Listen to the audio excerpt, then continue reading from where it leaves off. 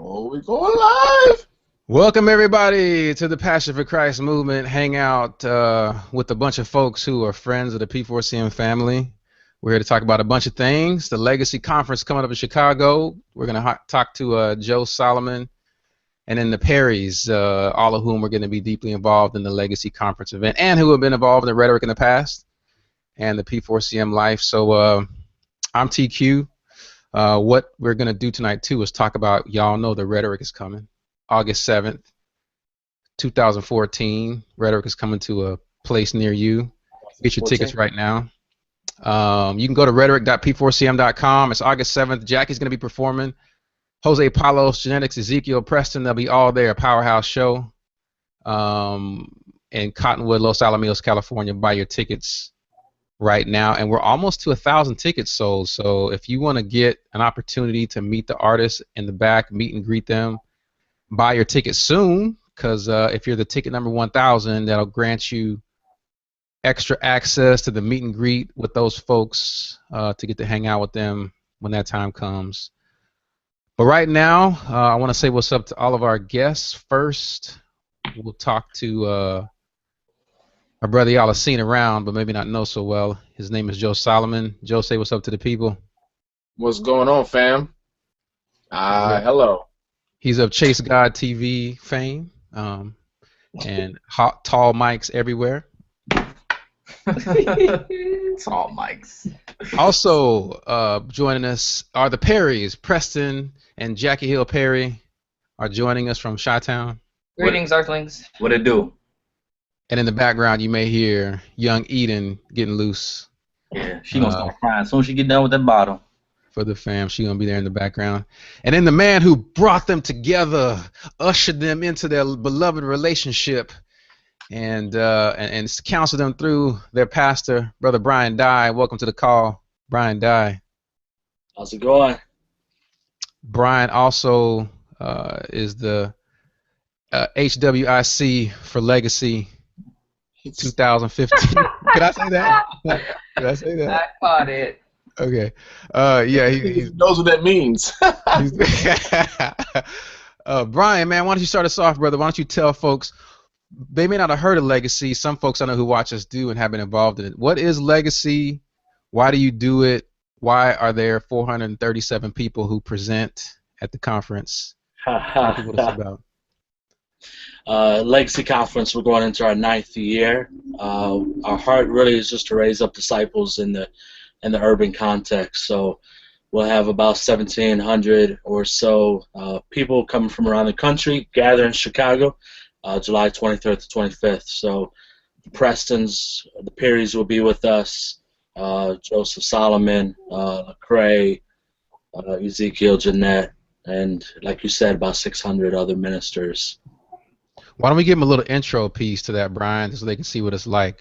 So just hang out and watch this real quick, y'all. Legacy Conference 2015, Populous Day, July 23rd through the 25th at the Moody Bible Institute in downtown Chicago. With teaching by Tabidi Anyabile, H.B. Charles, D.A. Horton, Shy Lynn, Ambassador, and many more. Legacy Conference 2015, Populous Day. With live performances by Jason, KB, Dream Junkie, Bizzle, Jackie Hill Perry, S.O., Jay Gibbons, Blair Lynn, Joe Solomon, Ezekiel, and the list goes on. And on Saturday, come be a part of the Legacy Fest outreach. You won't want to miss the teaching, the fellowship, and the worship. For more information, go to legacymovement.org. Let's leave a legacy, y'all. Dope. So that's a little bit of the taste. What else can they expect whenever they're there? Why do you have that conference? You said you want to do things in the urban context. We see it's not just a party, but you have some heavy hitters from the industry as far as folks who are trained in the Word, brought up in the Word, teach the Word wherever they are. Talk to us a little bit about that. Yeah, really the weight of the conference, in addition to the concerts, the concerts, the storytellers event are kind of like the dessert to the conference, but the meat of it is about 80 workshops that happen from everything on relationships to church planning to making disciples to urban ministry, how to study the Bible and so forth. So there's about 80 workshops to choose from that are all listed on the website, legacymovement.org. Brian, what do you think is the number one thing you want people to walk away with whenever they come to the Legacy Conference? What should they be inspired by? What should they take back with them when they leave? Yeah, hopefully they have a better view of God. That's the ultimate. That they see God more clearly, and seeing God more clearly affects every other area of our lives. It affects how we treat our families. It affects how we treat our neighbor. It affects how we spend our money and so forth. So have a better view of God. Someone asked Jesus the greatest commandment. He said, love the Lord God with all your heart, soul, mind, and strength, and love your neighbor as yourself. And so that'll be the second thing, to love your neighbor, to understand what it means not to think about self, but to think of others and how we could share the gospel and reproduce our Jesus Christ in the lives of others. Now, Joe, Jackie, you guys, Preston, y'all are going to be involved, or Preston, also known as, and many more. On the video, y'all are going to be involved in the conference this year. What makes this different than other ones you've been to around the country that you guys are involved in?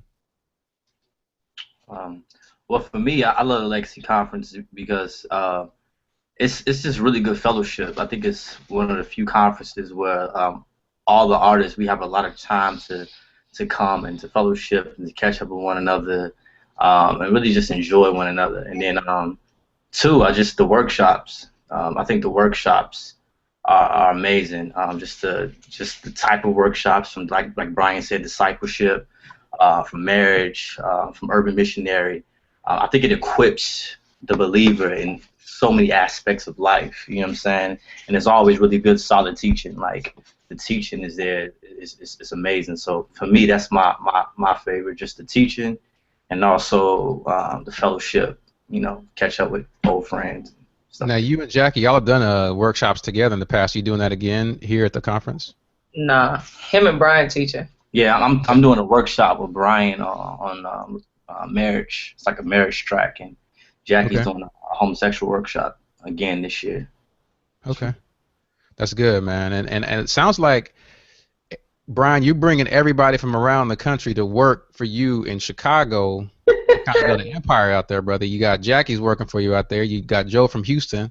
They lost him out there, and he's out of Chicago. What are you putting together up there, man? Well, Chicago is the greatest city in America, so it's not a hard thing. They don't have a million Chick-fil-A's out here, man. That's the big downfall. Got a lot of bullets. Hey, the positive Hangout. I'm just saying. Wow, Jackie. Check the stat. So surplus of bullets out there. Yeah. That's the need for Christians. What's that? That's the need for Christians. Show you right. So what you saying, Jackie, is bring your bulletproof vest to Legacy 2015? Nah, you'll be all right. You downtown. You with the rich white people. Booty, yeah. Oh my goodness, Joe, my brother Joe, man. And this is like I said, a lot of folks may not know a lot about what you're doing. I personally, like P4CM, a lot of our stuff is online, it's video, and we're always trying to do our stuff better and more excellent. And man, when I stumbled on your channel on YouTube, it's amazing, bro. You do have high quality video, amazing content, and you performed at Rhetoric last year with us. So a lot of the stuff that you do, or the most popular stuff that you do, seems to be on relationships, man. Why do you think that's hitting so hard on your channel?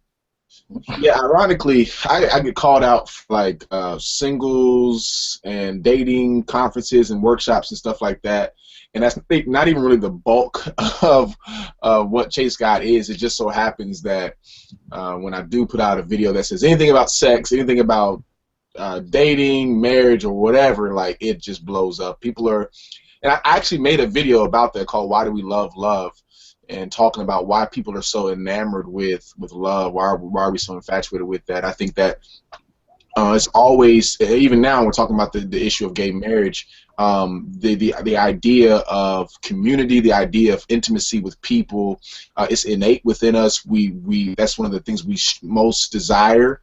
And of course, that is definitely distorted because of sin, and our ultimate intimacy should be with God. But it just shows how much people desire to be in close relationship with someone, and to feel that love back. For one of the things that resonates on what you talk about in terms of relationships that you've talked somewhat about, and I have a little clip of it here, is having to deal with men handling their business properly. Part of what Rhetoric, when we put it on, I don't know if y'all know if you guys knew this, but part of what we do, like I can't do poetry, I can't sing, I can't rap. So what I thought I would bring to the table is leadership training. So part of what we do is bring people in who haven't done that type of thing before to try to create an opportunity for people to grow personally, professionally, spiritually. We have 35 people on our leadership team right now. 9 of them are guys. 9 of them are guys. The rest of them are women. And when we talk to the women who are involved, I'm like, I wanted to ask, like, man, you're a sharp young lady. Are there eligible men out there? And that's really, they always say no. It's a shortage out there. So I know you have some new series coming up, man. Are you going to talk on anything about how the men need to raise their level, or what's your opinion on? Is that the thing you see, or a challenge you want to put out there? Yeah, so, well, there will be a video series at some point. I'm not exactly sure how soon I'm doing. I'm actually hoping to work with KB of Reach Records for him to do a video series along with me on the topic of biblical manhood. I would much desire to have someone like himself who's taught on these things quite a bit. He's also married, has a child, to speak on the kind of a broader issue of manhood. But I think that I think historically women have always been more religious and loyal to God. The first people to be witnesses to the resurrection were women. We always see in churches there's always, not always, but generally we see women outnumber the men. And you also, if you want to be more specific when it comes to like African American women, they typically are more educated than black men. So now you have a strong Christian woman who wants a black man, and also someone who's as educated as him, as her, or more, and all these different stipulations that come in, and so they feel like there is a limited amount of men, and to some degree it is true. Maybe someday we'll tackle that topic of standards versus preferences, because I think that definitely plays a role in that, as far as seeing what is there really a limitation in the amount of men, or just a limitation on who I consider a godly man or a suitable husband. Now, the last piece I saw you do on your channel was about pain from a past relationship. Are you still in one, man? Are you one of those eligible men that's out there, brother? You ready for can the ladies? And by the way, ladies, there's a Q&A section over here. If you're asking a question about, is Joe right for me? Does he meet my characteristics? Submit your question, and we'll get to it later. But Joe, are you on that list of eligible? Huh? Let me just say this. All y'all see is snippets of me, okay? People, Brian. Hold on, Joe. Let's show them a snippet right now. See what they think. Oh man. This is a PSA, a public service announcement to the brothers. Ladies, you can stick around and listen to if you want. Christian women for the longest time have been told to wait for a man to pursue you. Don't chase after him. Wait. And this is cool. But we keep telling the Christian women to wait and not telling the Christian men to pursue. If you plan to lead in marriage, lead in the pursuit. That's a snippet right there. Like the brother's skin is smooth. It's lit really well. Wow. You have right. I have all that. And you have a lot of perspective. All that's all together. It's a nice package. Okay. That's actually one of the more popular videos. Let me just say this. All y'all see are snippets. Like you said, it is a snippet to your online life. Brian will attest to all my fallenness. I actually stay with Brian, do life with Brian. He sees me on a regular basis. He sees all my fallenness. Jackie and Preston have probably experienced that fallenness as well in different areas. So I think people sometimes have a exaggerated view. It's real. I'm just giving you a hard time, man. I know we all have faults. People like, because I get it. I'm like, oh, I want a guy like him. I'm like, you don't know. You don't. So, What God is blessing your ministry though, bro. Like I noticed you out on the Freedom Tour. Freethecity.com, I believe, is where people can go. Freethecity.com is where folks can go to find out more details about it. Tell us about that, man, and how God. Yeah, so we're actually closing the tour out pretty soon here. We got 2 more dates next weekend in Phoenix and also another one in Los Angeles. So if you're in the LA area, we'd love to see y'all out there with me, Reconcile, Corey Paul, Alex Faith, and our DJ Overflow, and Jason as well from St. Louis. And so it's been a great tour. I'm the only poet and singer on the tour, so it's kind of, and all the other rappers are like turned up, like just wilding out, jumping over the stage, you know, diving into the crowd type rappers, and here I come with my acoustic guitar and do some poetry at the end of it. So it's definitely an interesting contrast. But it's been a cool way to kind of introduce myself more as a singer. I'm actually, it's kind of news now. I've been telling some people on the low, but I think I just did an interview with Rapzilla. They're going to talk about that. But I'm actually working on a production deal with Natalie Lauren and KB Reach Records to be a singing artist. So I'm really excited about the work we're doing. There's a lot of behind the scenes going on. So you can sing too, is what you're saying? Yeah. So I sing, and that's kind of what the focus is right now. I do poetry, but playing the guitar and singing, and hopefully we'll have a musical project out pretty soon. Hopefully Jackie, I already talked to Jackie about it, hopefully she'll be a feature on that project as well. Show you right. So the ladies know he's tall, okay, smooth skin, and he can sing. Sheen. What do you got? What do you got coming up soon, man? What do you got coming up on your channel that people can look up? You've been absent for a little while in terms of videos. I know you've been traveling. What you got coming out next? Yeah, so it's been super busy traveling, and I apologize to people who've been waiting for videos. I've been traveling and picked up a full-time job, and so it hasn't. And I also want to do things in a very excellent way. So I've been kind of taking my time on brainstorming the direction of Chase Scott TV. So I'm actually working on writing stuff out right now, getting a graphic design team and video team to actually come behind me and help make Chase Scott even better. Instead of doing a bunch of one-off videos, I want to do video series. And so I have a video series. One that I'm working on right now is Jesus. It's called Jesus is Not Who You Think He Is, and trying to tackle some of the most common misconceptions about Jesus in our culture. I'm also hopefully soon going to have a video series with Jackie Perry as well on the topic of biblical womanhood. And so there's going to be some pretty cool topics coming up. I'm really excited about that. Once the ball, I'm taking my time, but if you're patient, once the videos do come out, they're going to be rolling. They're going to, I think, by God's grace, they'll be excellent, very encouraging, edifying, and also trying to dive deeper in the Word for the people who have been following for a while, but also trying to reach out to more people who are not familiar with Christianity or the church. That's awesome, man, because I did notice you have theological teaching, relationship teaching, exposing the word, so it's a lot they can get there, and people can get you everywhere you are. Is what is Joe doing, right? Instagram, yep. Twitter, Facebook, everything, Facebook, YouTube, all that is what is Joe doing. Except for YouTube. YouTube is just Chase Scott TV, but everything else is what is Joe doing. Cool. Well, real quick, I want to mention again, the Perrys will be at Rhetoric this year, August 7th. And this weekend is Independence Day, July the 4th, this weekend, for one day. Now, this thing says 2, but for one day, we're going to be on only July the 4th. We're going to have an Independence Day sale.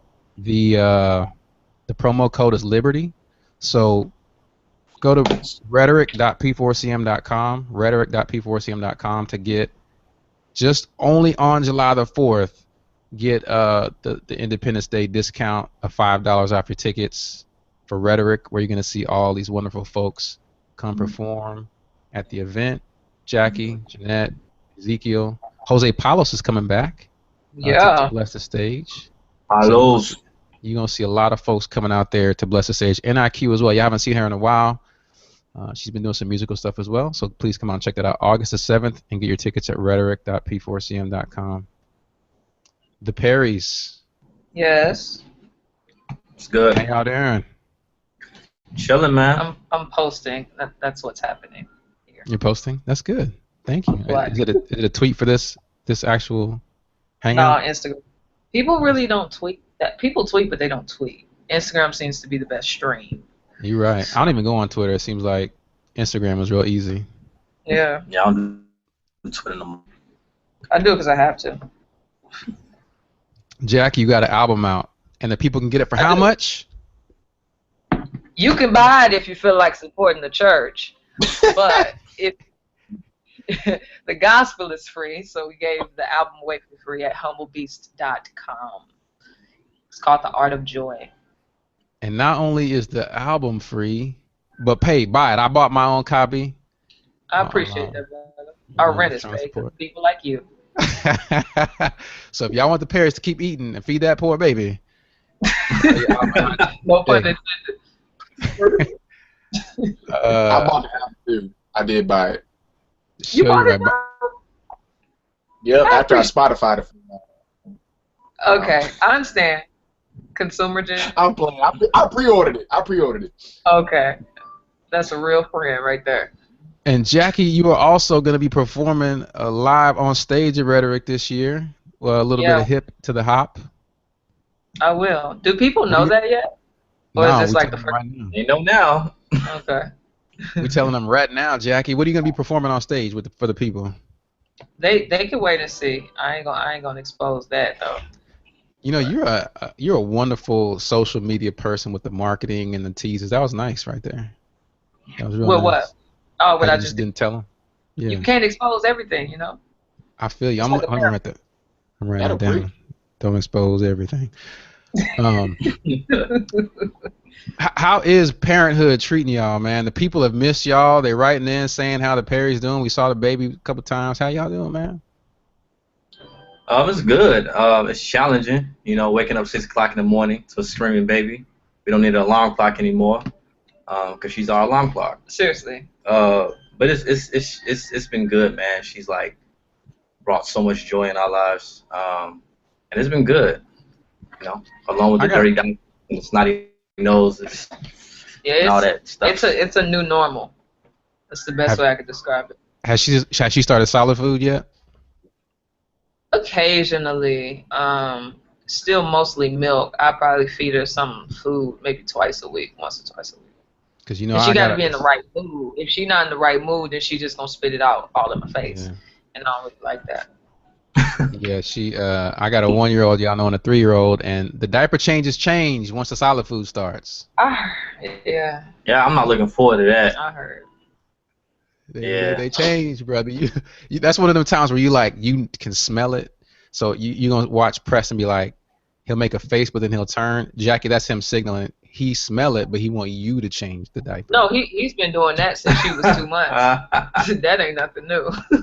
I think you better look like Jackie. Come help me, please. Yeah. Rescue me. I'm not the doo-doo diaper person. Because one time she smelled like she should be wiping her own stuff off. It stunk so bad. And it all down the bed. I'm like, look, I can't do this no more. It's crazy. Yeah, it's like you're offended by the odor personally. Yeah. Brian, man, y'all see the baby. We only see pictures. Is she as cute in person as she is on Instagram? She is. She's a cute one. I fell in love, man. That little baby cute, man. I don't even do babies like that. She got them juicy cheeks, man. Like the cheeks are just so juicy. Y'all bite them? You bite the cheek? Cute when somebody that's 6'7" voice turn like real high, like Joe be walking. Hey, yeah! Like Joe was over here one day. He was on my house, and like she sat on his lap. She smiled at me. It's like, will you start off, please? And then she puked on him 5 seconds later. He's like, oh, get it. The highs and lows of parenthood, Joe. You experienced it all, man, right there. Yeah. Yeah, man. And I wanted to real quick let people know again, if you want to ask any questions of this crew at the end of the call, we'll have open question and answer. So go to the Google Plus page, and on the side there's a little question and answer thing. We already got a couple of questions in there. If you already see your question, just give it a +1 to move it up to the top so we can ask it later, or add your own if you don't see it. And if you want to ask a question of the group, a quick one, Preston. What's your favorite album? Your favorite song on the album? Jackie's album. My favorite song. That's from you or from somebody else?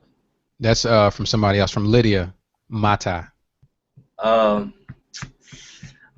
like the Oda Lauren. Like that's probably my favorite. probably Gotta Get There and the Lauren track. The Lauren track is probably artistically was my favorite. Just the way she told the story from A to Z was Gotta Get There. I mean, I feel like that it just embodied our story. So it's kind of a toss up between those two. Okay. I'm a 90s guy, man, so the whole first 4 tracks, man, I'm back listening to songs I listened to BC.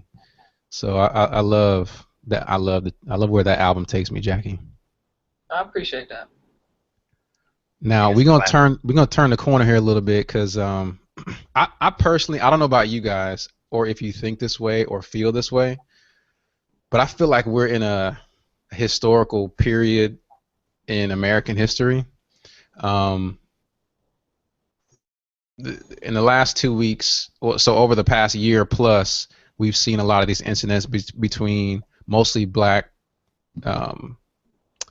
people and mostly white police officers, and then it culminated with then there was the Charleston thing. The thing about this Charleston thing was some of those issues that happened between officers and people, you know, there could be people on two sides of the argument. How, you know, and reasonable people may disagree about how much race played into the situation. But when this thing happened in Charleston, this dude said, "I'm gonna start a race riot," you know, when he came in and shot up that church. And so there's no question that that was a race motivated issue. And then the second major thing that's happened lately is obviously the Supreme Court decision that happened that made gay marriage legal. Now, many of us who pay attention to this kind of thing saw that it was coming. But I think the fact that it happened the way that it did, it's a big moment for us as Christians, and I wanted to kind of to get you guys as folks who people listen to for their opinions and thoughts about how you're dealing with these situations. I wanted to chop it up a little bit about those two things. Jackie, your CBN interview that you did talking about your life, ex-homosexual to now being a wife and a mother, has picked up a lot of track, went viral again on Facebook.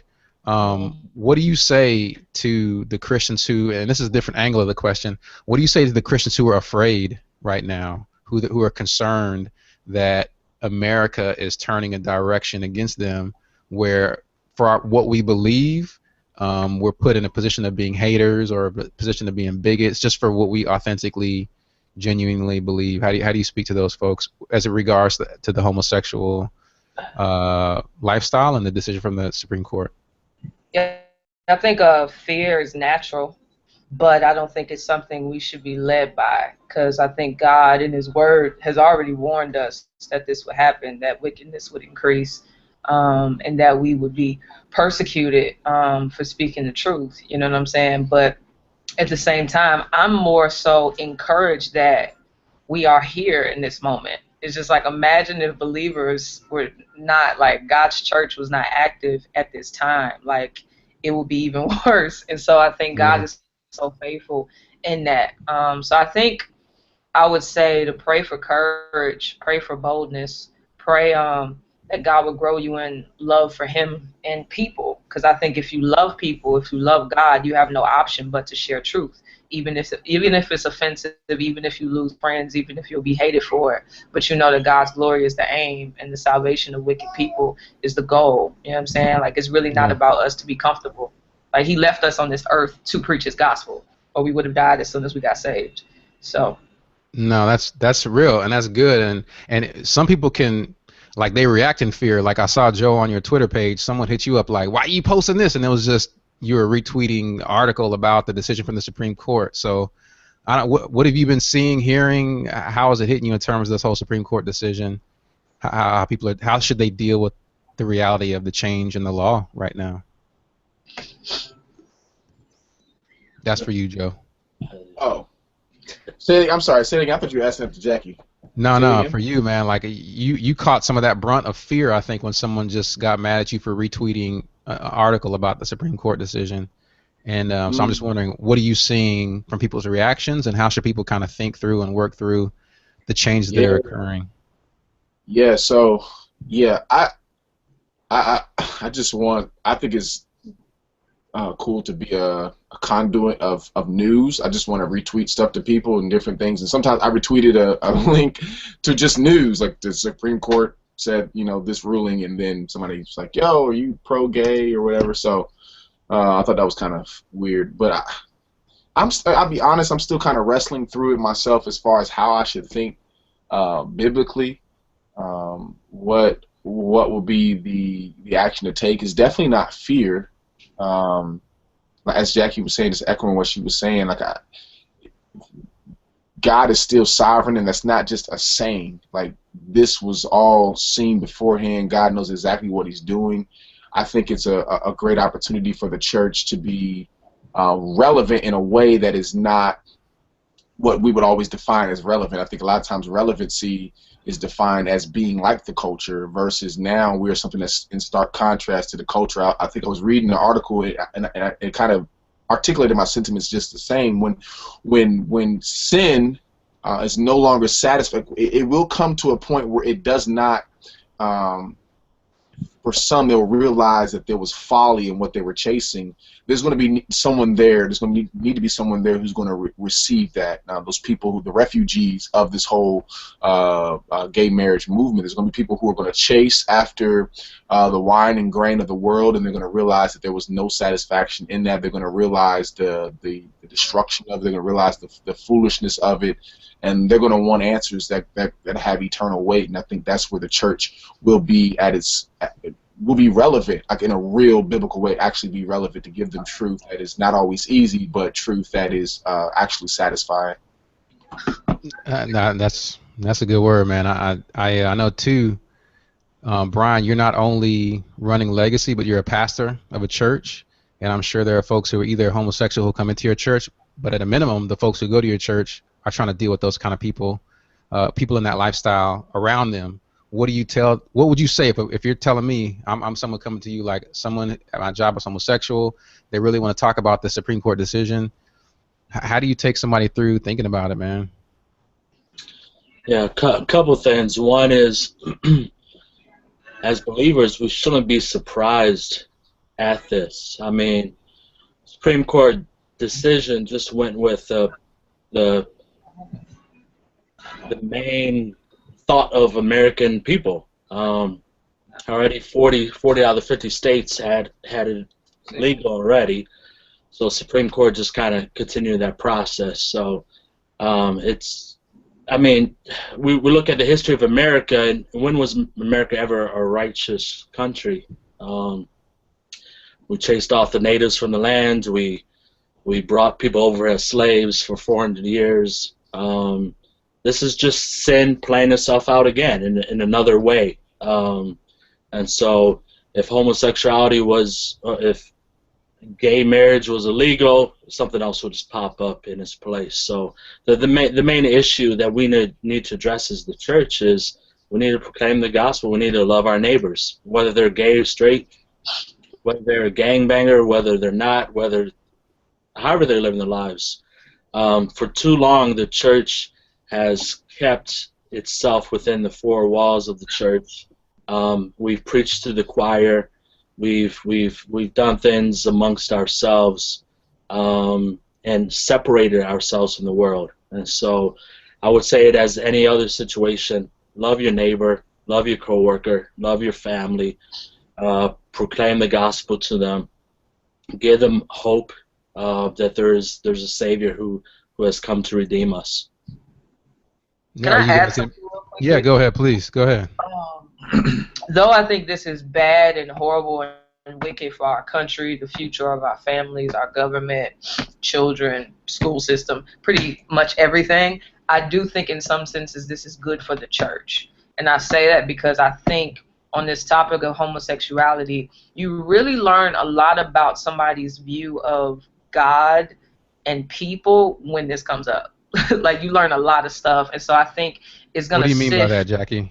How do you learn? How do you learn something? When you're talking to somebody, and they say, "Yeah, I believe that someone should be able to love who they love," then it becomes, what gives you the viewpoint that someone should be able to have the authority over their own affections? Clearly, somewhere in your mind, you don't see that God is Lord.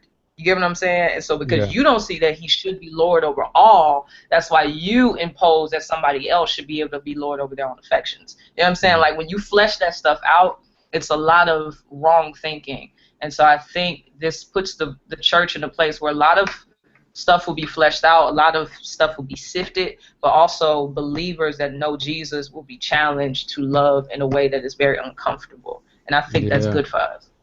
So. Yeah, I would echo what Jackie was saying. I remember actually commenting on a picture that Jackie posted on Instagram that was talking about the whole thing with Bruce or Caitlyn Jenner, and like she was saying, you start to see that their responses to these popular topics actually have a much deeper root issue. It's not whether or not you think that people should love who they love, but rather, at the end of the day, you have a problem with the authority of Scripture. And so, like, as we started like kind of hashing out, like, well, why do you believe that? Well, what about this? What about? And then eventually got down to, well, you know, science. The most recent article that I read on such and such website actually has more authority in my mind and in my heart than the Bible. And they may not always have the opportunity to say that explicitly in everyday and in just regular conversation. And then as we start to hash these things out, you're like, oh, so you just said it out of your own mouth. You may not even realize you believe that, but you actually believe that a scientific article that came out last week has more authority than the Word of God.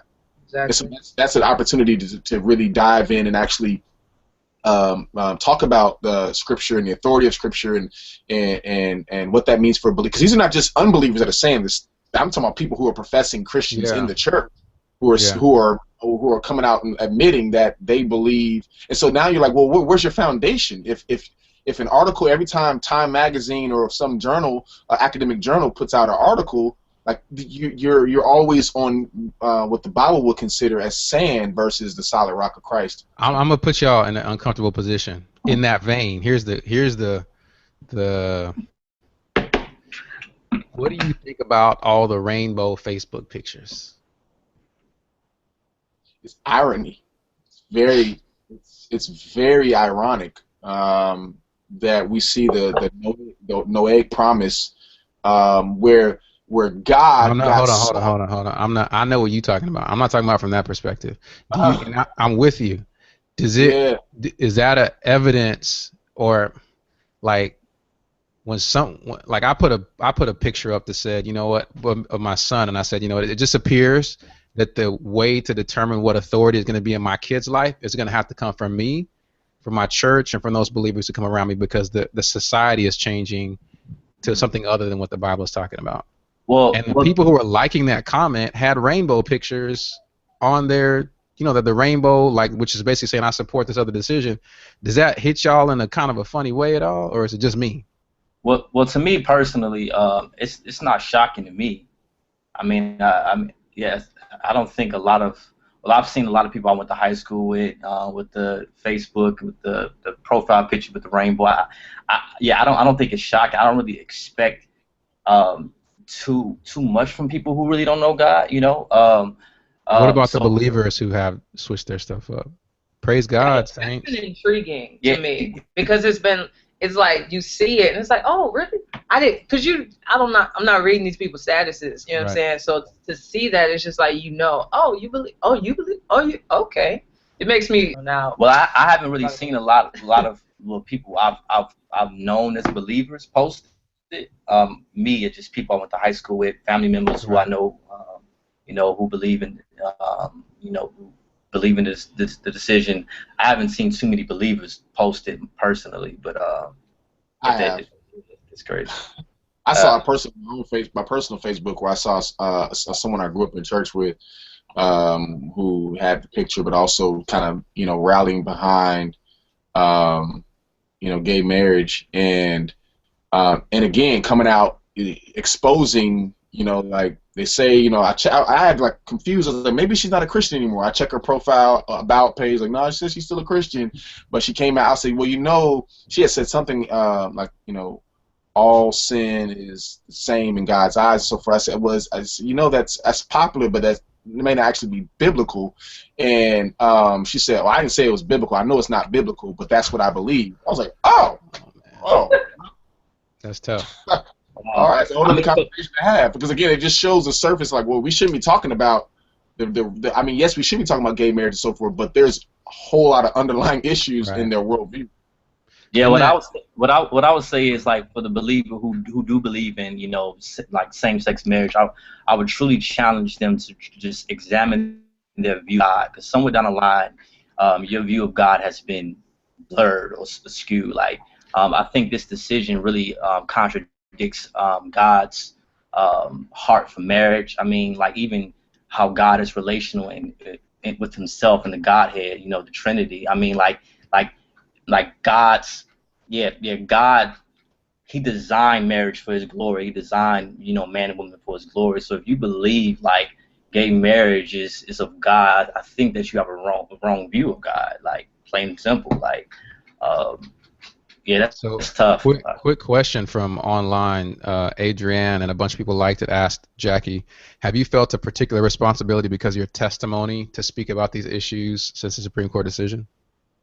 Always. Well, not even from the Supreme Court decision, just period. I feel as if God has just equipped me and given me a heart for not just the LGBTQ community, but more so the church, and how can I equip and help equip the church to know how to handle this. Because I think what's happening is such a huge deal, and I don't think people can really grasp the ripple effect that it'll bring. And so, yeah, I definitely do feel pressure in some senses. And so I'm always learning, always reading, always engaging, having even like my stylist is a lesbian, like having relationships, you know what I'm saying, stuff like that. So, absolutely. I'm gonna hang a hard left, man, because we got just a couple, about 15 more minutes left in our discussion to this issue in South Carolina. You know, and since I think I saw on your Twitter account, Joe, that 5 black churches in the past week or so have been burned down in the South. It's up to 7 now. Yeah. Yeah, and 3 of those may be arson. Now, the families that came out right after those 9 people were murdered in Emmanuel AME, the families that came out and gave forgiveness, does that show a weakness? Like, does that make Christians look like some punks for just forgiving so quickly and easily? And I mean, is that possibly what makes people think they can go out there and burn down all these churches? I don't, you know, you think that may be motivating people? Yeah, I think I don't. That's definitely not what's motivating people. I've heard that argument, but I don't believe that's what's motivating people. For some, it may look like it's a weak thing, but I mean, the same thing has been thought about, you know, throughout the centuries, through different cultures that see Jesus, the story of Jesus, and they have kind of a rejection in their heart towards Jesus because they see it as someone who's passive. Like he says, turn the other cheek. That's not a type of philosophy that I want to have of life.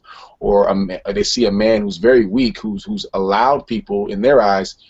He has been by force been put to the cross, not even able to defend himself. Not only that, his father, whom he claims to serve, has now not been able to save him from that cross. And then in the midst of all that, he still says, forgive them. And to them, it looks very weak.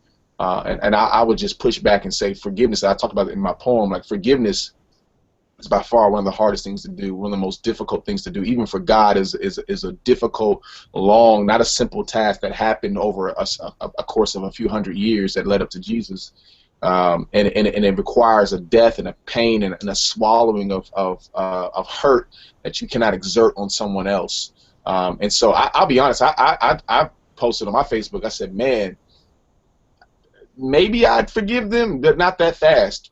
It'd be at that point, a few days after, I'm still going back and forth about premeditated murder, and we'll talk about forgiveness later. But right now, I'm still worried about whether or not I want to get revenge. And so it's not a simple or easy thing to do. It's not a weak thing.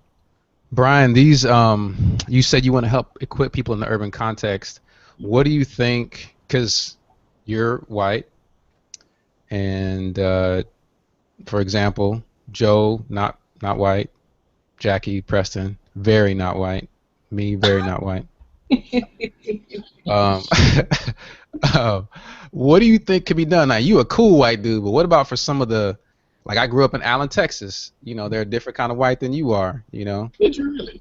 Yeah, I did. Just north of Dallas, man. Home of the I know. 4-time in a row state champ football. I know about Allen, Texas. Um, Allen. what do you think can be done, man? To like, and I know at Legacy you guys are talking about having a big discussion, I believe, with DA and with Lecrae about the whole situation that's going on. What do you think can be done? What can the church do? What can urban evangelists like Jackie, like Preston, like Joe, like all these folks that go out to different churches do to help heal some of these racial divides that exist? Yeah. So again, man, I'm gonna put a lot of the weight on us as the church, as believers here in America, that we are commanded to be salt and light of the world, and we're not. Our churches are as segregated as our nation is, and so we as believers, like, I always ask people, who are the people that you have in your house? Who are the people that you call for prayer? Who are the people you hang out with? Do they all look like you? And if the answer is yes, they all look like me, then that's a problem. We don't have the same heart that God has. God has a heart for the nations. He called Abraham to be a blessing to the nations. Jesus Christ called his disciples, go make disciples of the nations, different people groups. And so it has to begin with the church. We have to get in relationships with people who don't eat the same foods we do, don't talk the same way we do, don't listen to the same kind of music we do. So I think it begins, again, start hanging out with people who are different than you, and have real conversations. We've been spurring on race conversations here in Chicago. We've done probably about 6 or 7 of them with different churches, and just get a group of 12 people together, and we have a meal together, and we just start digging in each other's lives, white, Hispanic, black, and everything else. And once you hear each other's stories, once you get to know someone who's from a different culture, you now have empathy towards them, and so it just breaks down walls. So someone asked, actually, named Lauren, she's got a couple of questions. One of them is particular to this. If someone is interested in joining GRIP or the Legacy Conference, what can they do? When I say joining, she's referring to actively helping make disciples and work with the youth in Chicago. So, I don't know if since you had send an email to Joe, Joe, at griputh.com. Joe is our volunteer recruiter. So, and we will get you plugged in. Thirst buckets. Don't send nothing. What's that? Because people gonna try to take advantage of that. Like, that ain't right. That ain't right. You put it because they heard he could sing, and they heard That's his work email, okay? The thirst is real. Thirst bucket. Get some water if you're thirsty. Yeah. I got your back. Oh, man. Appreciate you. So what if Preston, a question from Adrienne as well, has seen on Instagram that you have a big investment in race issues. Have you gained any biblical insight that could help others know how to approach discussing and thinking about these issues? Yeah, something that me and Brian, we did like 3 or 4 times. Actually, Joe, we did too. We went around to a couple of cities in Chicago and just sat down with a diverse group of people, from white, from Asians to Hispanics, and we just talked about our experience. I talked about my experience as an African American male who grew up in an urban context. I got the chance to hear a Korean talk about his and her experience as a Christian in America, and I feel like a lot of racism is out of fear, and fear turns into hate, and I think a lot of it is just pure ignorance. I think churches and people being segregated, breeds racism. So yeah, definitely. Like Brian said, don't be so confined to your church. If you are part of an African American church or predominantly white church, try to step outside the 4 walls of your community and talk to other people from different races. Let them hear your experience. And touch elbows with people who don't look like you, and love on them. I think those round table race discussions that we had were very good. some people even told me, they walked away, like really hearing, really understanding the African American experience more, what we go through in our communities. We're not just people out there rioting, but it's a reason behind all of it. So just educating people on you, and loving people with the love of God, I say it's probably the best way. I love it, man. I love it. I want to really quickly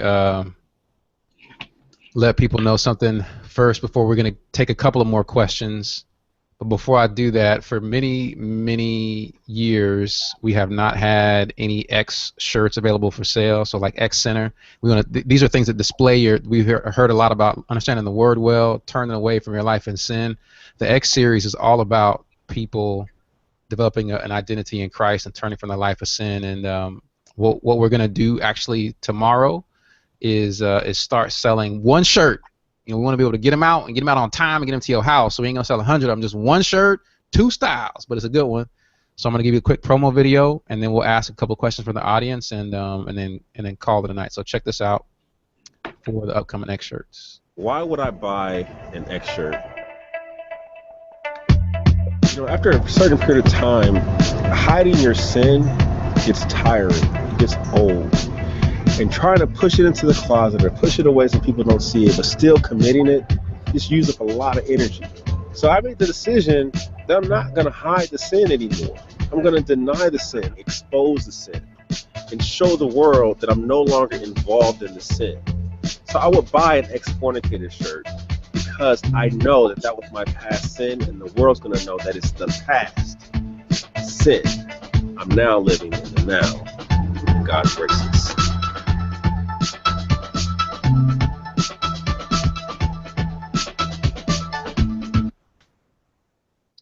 All right, so if you get a chance, you'll see on p4cm.com/store to buy an ex-fornicator shirt, and we'll let you guys know in the future which other ones we're going to add. We'll count on you for your interest to see which ones you want us to sell next. A couple of questions we're going to take, guys, from the audience. You all are doing, to some degree, full-time ministry. Trishana Lewis is asking, what advice do you all have for individuals who would like to go into full-time ministry, whether it's music or poetry, but they're afraid to step out because of failure? I think that's wisdom to some degree. I have seen some people like, yeah, man, I'm about to just quit everything and just try it, and don't really have like some momentum going in that regard as far as a sustainable income from an audience, that was actually bring you out to different places and stuff like that. But as you see, for me, I was self-employed for about a year last year. All I did was just poetry and music and YouTube videos, and eventually I only did that after seeing that I actually already had a pretty good momentum going in that direction, where I felt like that's what God would have me do for that season. But it's very difficult to just do it flat out full time as an artist per se. But as far as just ministry in general, ministry is always full time, no matter where you work, no matter what you do as an artist or whatever. And I'm learning more and more from Brian Dye as well, that ministry is a 24/7 thing, whether you're at home, walking in Walmart, or in your car with someone or whatever. It's always ministry. And do you guys, so just on a practical level, do you guys also work and have a job that can pay you a 9 to 5 to have a little buffer, or what do you suggest there? I do. Yeah, I don't have a 9 to 5. I do like strictly just poetry and performance. But actually, to be honest with you, it took a while for me to go full-time ministry. And like how many years? How many years, Preston, did it take you? Man, three and a half.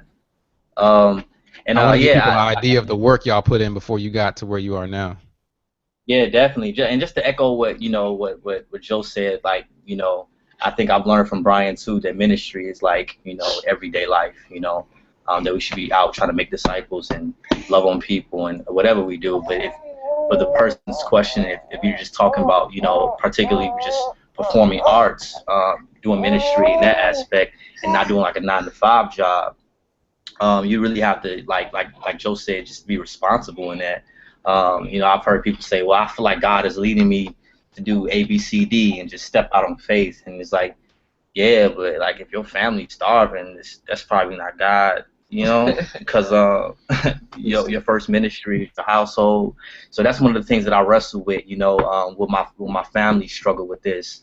Before I made the decision, I called Brian. I talked to Brian about it, and God has been faithful. You know what I'm saying? You know, like just even the offers that I've gotten, you know, it's more to do what I love, which was just perform and write poetry. So just to use wisdom to truly be led of the Lord about it. Sometimes you probably have to have a season where you just need to just work on your craft and allow God to just allow your gift to make room for you. But definitely just do it in a responsible way where your finances is taken care of, A, B, C, D.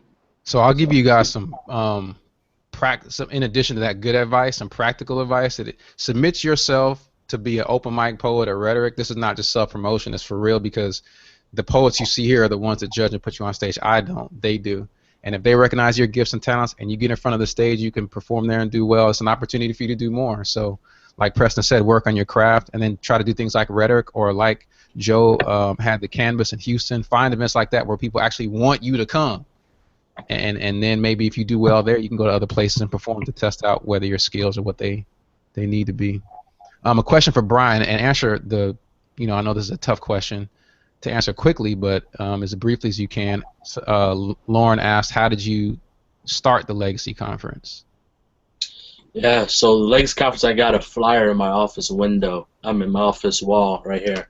10 years ago, we did a one-day workshop called Keys to Multiplying Your Impact, and had a pastor from Texas, Dan Ball, a disciple maker from Memphis, Sue Campbell, and then an unknown rap artist named Lecrae at the time.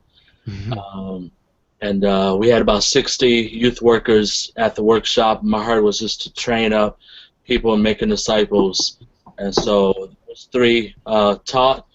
At the end of that, the youth workers who were there were challenged with how they were doing ministry and how they should be doing ministry. And so they're the ones who kind of started brainstorming a conference. So it was nothing.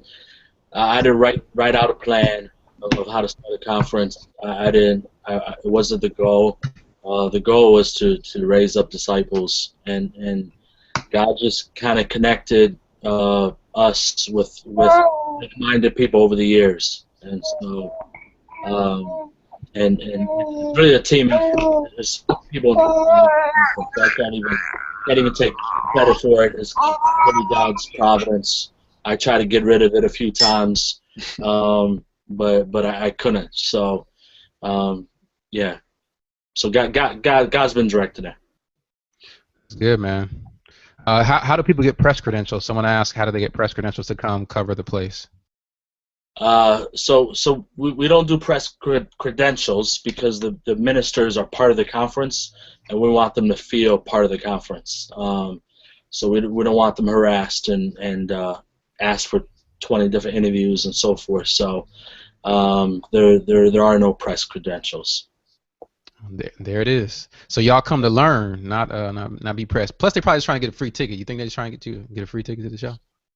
They might be. Yeah. Trying to get in free. And real quick, it's legacymovement.com.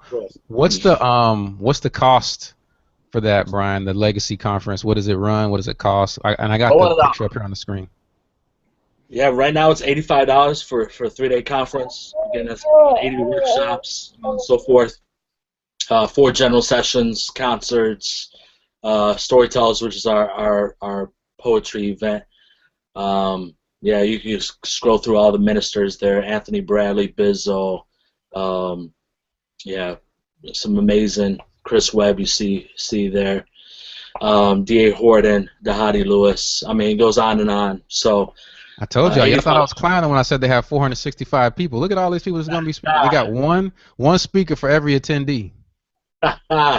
Not quite, but But yeah, the ministers come. You know, honestly, the ministers come because they love being at the conference themselves. And so going back to the press credential question, literally, like, we want the ministers to be just like everybody else at the conference. Awesome. Okay. Okay, I'm going to do one last question, and then we're going to shut it down for the evening, because I think this is a good one. And anyone can answer this and put their 2 cents in. Maya Broadwater asked, so when it comes to same-sex marriage issue, how do we as Christians hate the sin and not the sinner, and not look like mean people? I guess I'm supposed to answer. Jackie, Anyone can put their 2 cents in. I think mean is relative, so it's hard to. Can you hear me? Yeah, go ahead. Okay. So, because I mean, I think when Jesus was calling the Pharisees a brood of vipers, that wasn't the nicest thing to say. You know what I'm saying? But it was God, and God was like sinless even in his rebuke. And so I don't think the aim is to consider how you look, but to just be faithful to the scriptures, if that makes sense. Like, if God calls someone to repent and believe, to have a heart full of love where you can say that kindly and you can say that gently and you can say it with patience, but also praying that the Spirit of God would just cut their hearts and convict them of their sin. And so don't be so consumed with trying to look like what you think will look like love. Just actually love. And I think actually doing that, and the Spirit will help you do it, you have nothing to worry about. And I mean, people are going to be offended. Like, that's going to happen. The gospel is foolish to those who are perishing. Like, the enemy has blinded the minds of unbelievers where they cannot see. You know what I'm saying? And so you're telling them something that makes no sense, that is offensive, but that is the means by which God saves people. And so we have to be willing to speak a foolish gospel because what God did. You know what I'm saying? So. And one thing I will add on to this, and I think I've learned this more just being married to Jackie.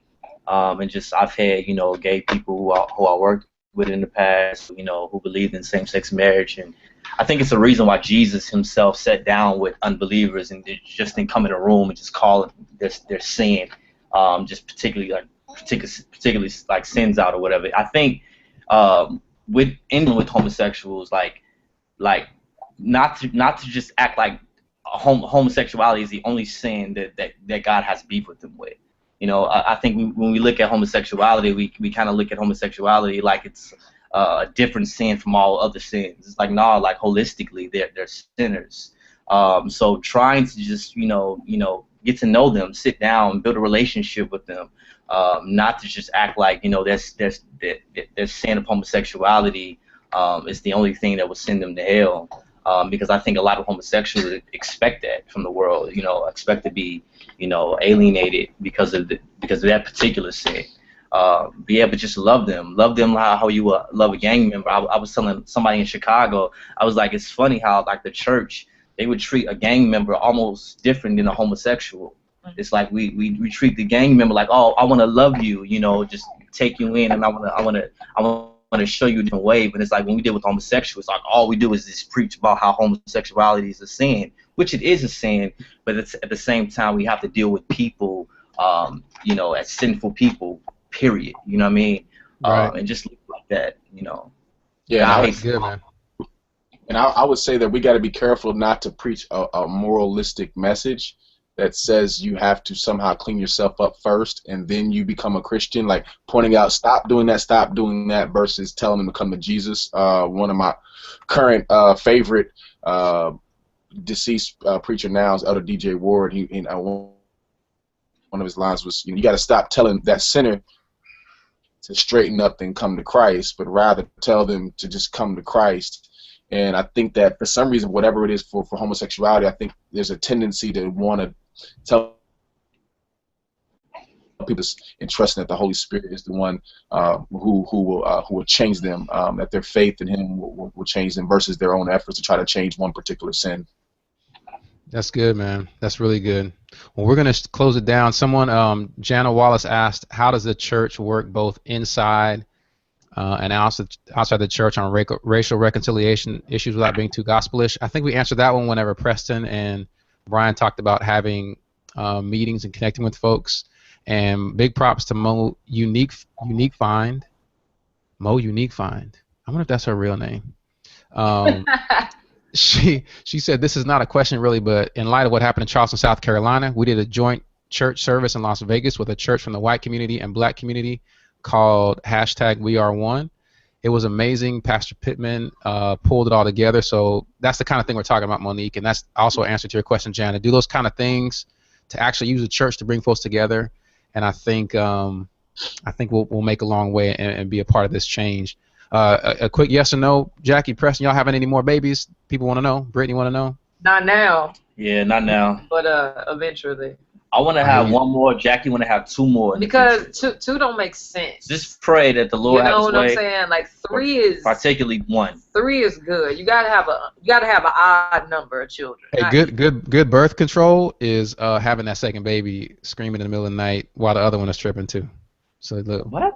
Curious to see what happens. Your river be full of arrows when that comes. What you say? You get married before you try to tell people. Let your river be full of arrows. I was pregnant for 9, 10 months. Had labor for 38 hours. As arrows for the gospel of Jesus. Stop it, Harry Potter. Hey, check this out, guys. One more time, you can get. We'll tell them. You can get Jackie Hill Perry's album on humblebeast.com. You can download that one more time. So please check that out and see what's going on with them there. Also, the Legacy Movement. You can go to legacymovement.org, legacymovement.org, and you can see right there at the bottom. Conference is July 23rd to the 25th. There's going to be concerts, several of them. There's going to be opportunities to have a lot of workshops. I'm coming out there. I just bought my ticket on Cheapo Air, $235 both ways with a nice little sale. So I'll be seeing y'all out there. And we got a good deal. And then Rhetoric 2015, go to P4CM.com, rhetoric.p4cm.com. Get your tickets. You can see the early bird sold out. We're going to have a little quick sale on July 4th weekend. We're going to have the Independence Day sale. So please get your Independence Day tickets when you can. $5 off. The promo code is Liberty. And we need volunteers, man. This event can't go on. We get about 100 volunteers, so please volunteer as well at rhetoric.p4cm.com. And we're almost at 1,000 tickets. So if you are ticket purchaser number 1,000, Ezekiel and his big guns and his tight shirts might give you a hug, just like that little girl right there. Your dreams may come true. Oh, man. So buy your ticket. Married, right? Huh? Ezekiel is married, though. Yeah, Ezekiel's married. He's married happily. I'm clowning. I'm a clown. He said it on stage in Miami. I'm happily married. I respect him for that. He's happily married, and this young lady is happy to be there. You know, it's all that's platonic Christian love right there. Armpit is on my shoulder. So make sure you get your tickets, man. Be ticket number 1,000. Yo, so last time through, Joe, is there anything you want people to know or see or remember about you, brother, whenever what you're doing coming up? ChaseGod.tv is the website. Yeah, ChaseGod.tv or YouTube.com/ChaseGodTV. Going to be having some videos coming out real soon. My video editor for the Canvas actually fell very ill. He was in the hospital, so that's why there's been a delay on getting Canvas videos out, unfortunately. But there are videos from the Canvas still coming out, and there's also going to be new episodes, new music covers. There's going to be a lot going on ChaseGodTV, so stay tuned to that. And follow me on Twitter. All right, Mr. Brian Dye, what you got for the people? Fall in love with Jesus. Make disciples. Oh, I'll do the Jesus joke. Oh, good one. Good one. Are tell me. Okay, show right. Joe Hogg, the lower third, man. You got anywhere you want people to follow you on social media? At Jesus. Vision Nehemiah is my Twitter and Instagram. Vision Nehemiah. Okay, we'll put that in the comments for this video and the replay. And the Perrys, with your lovely baby, your lovely juicy cheek baby. Yeah, got anything else for the people? Yeah, so the Poets in Autumn tour starts in August. I mean, it starts in September, the beginning of September. It's like a 24-city tour. So I think. What's the website for that? It's www.pia poetsandautumntour.com, poetsandautumntour.com, short for poetsandautumntour.com. It goes, I think tickets go on sale Monday, right? Yes. Monday. So the website will be up Monday. Tickets go on sale Monday. Yeah, expect like a new poem for Rhetoric, also too, for storytellers, from me. Yeah. Awesome. Miss Jackie Hill Perry, anything you got for the people? Not really. All right, awesome. Thank you guys so much, man. I really appreciate y'all. Go to Legacy. Get your mind pumped up with how to serve the Lord and be a disciple and be made a disciple and grow stronger in your faith. Please follow Joe and Jackie and Preston online and make it to Rhetoric, guys, August the 7th. And after Rhetoric is over, we go on around the country, and the Poets in Autumn tour will be coming to a city near you. For those of y'all who have been like, when y'all coming here? They coming. They coming. The Poets in Autumn are coming to a city near you. Unless you live like in North Dakota, y'all might be out of luck up there. But everywhere else, pretty much, they coming. All right, y'all. Good night. All right, man. Want it.